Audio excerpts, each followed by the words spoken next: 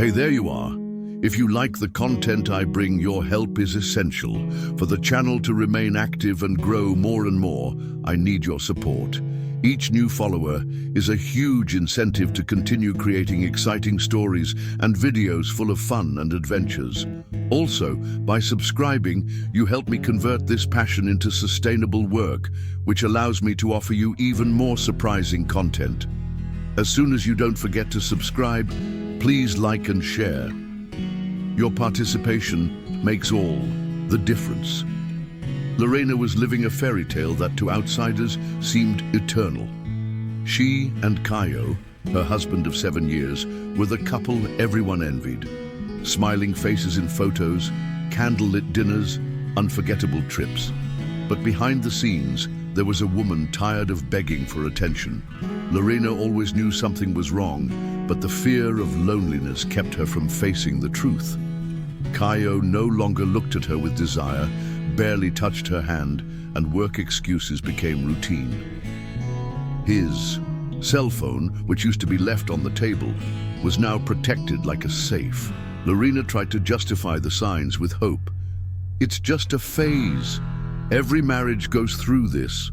Little did she know that her life was about to be torn apart without any warning. The discovery came like an avalanche. In the middle of the night, Lorena woke up to an empty bed. Caio, supposedly exhausted from his shift, was not home. For the first time, she did something she swore she would never do. She went through his computer. The password, ironically, was her name. And there was the truth, laid bare. Photos, messages, travel plans. Caio wasn't just cheating on her, he was building another life with another woman. Lorena felt the ground disappear. She was shaking, crying, screaming, but no one was listening. He came back at 5 in the morning and found his wife sitting on the living room floor with her laptop open and her eyes devastated. He didn't deny it. He didn't beg.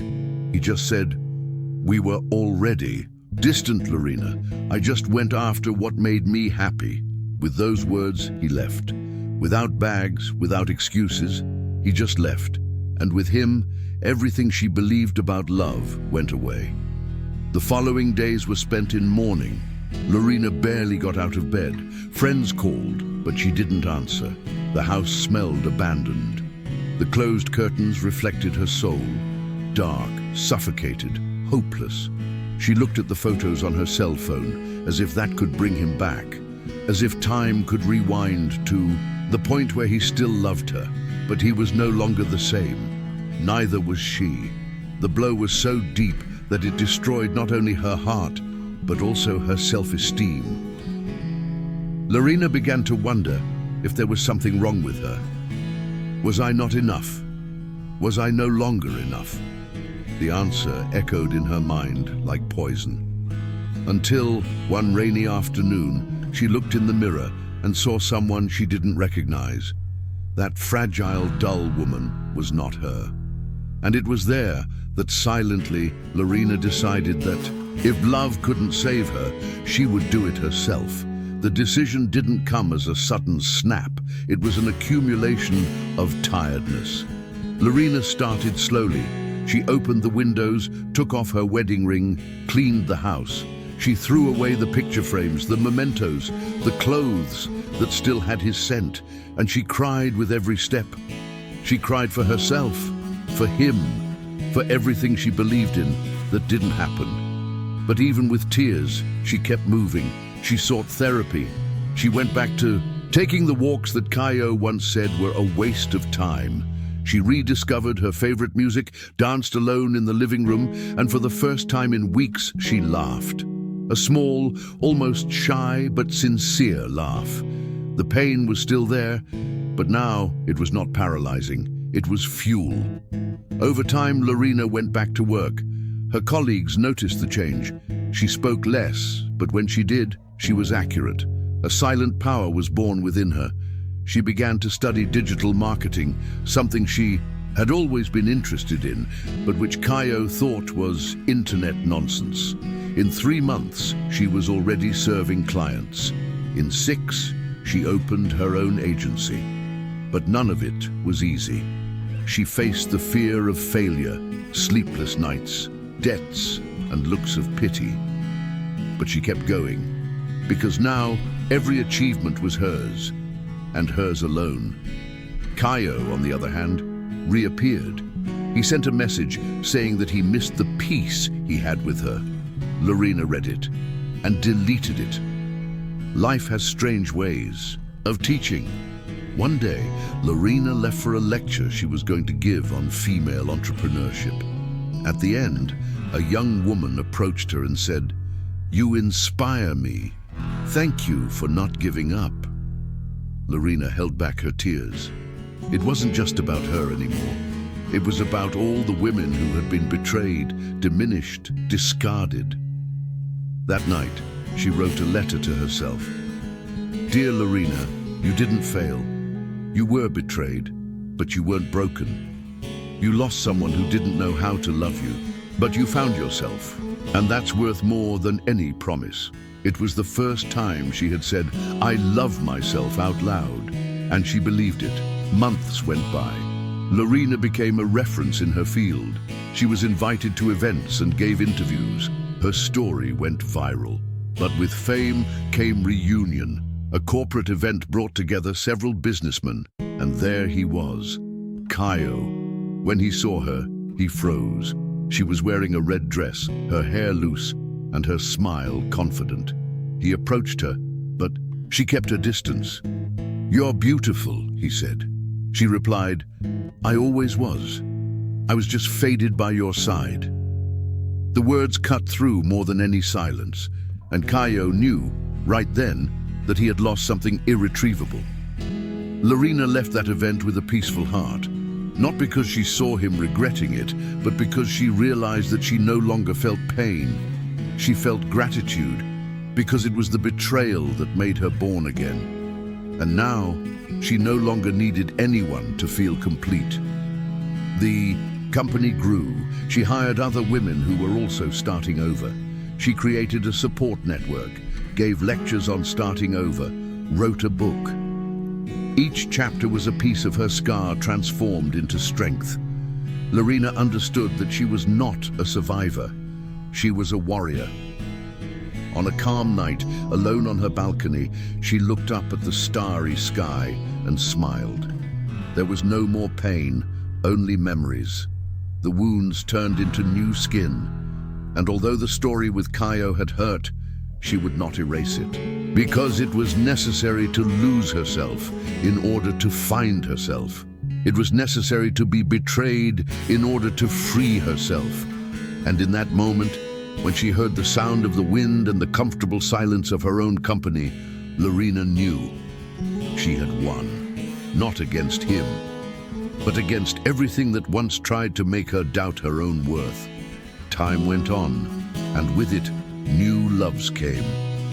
But Lorena now knew what she deserved. She didn't accept crumbs or excuses. She was whole.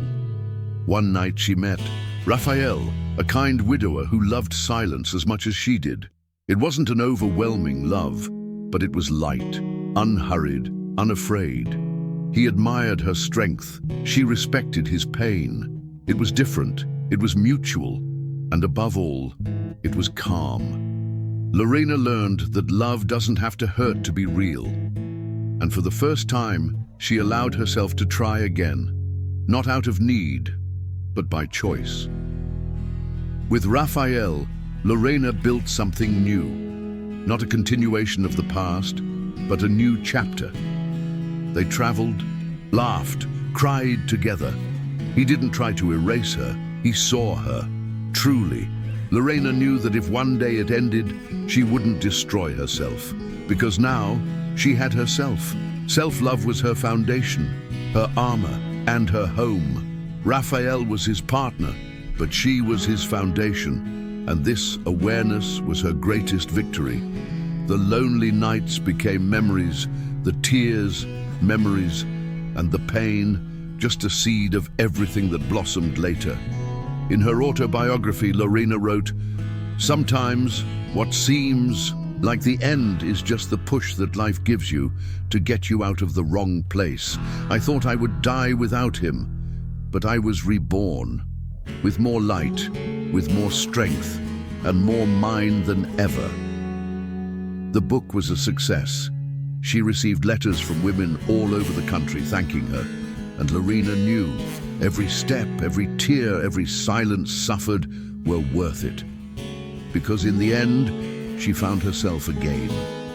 And now, her story was not one of pain, it was one of rebirth. Years later, Lorena returned to the house where she lived with Caio, the same house where she cried for nights. It was for sale. She went in, looked at every corner, smiled. She bought the house, not to live in, but to transform it into something new.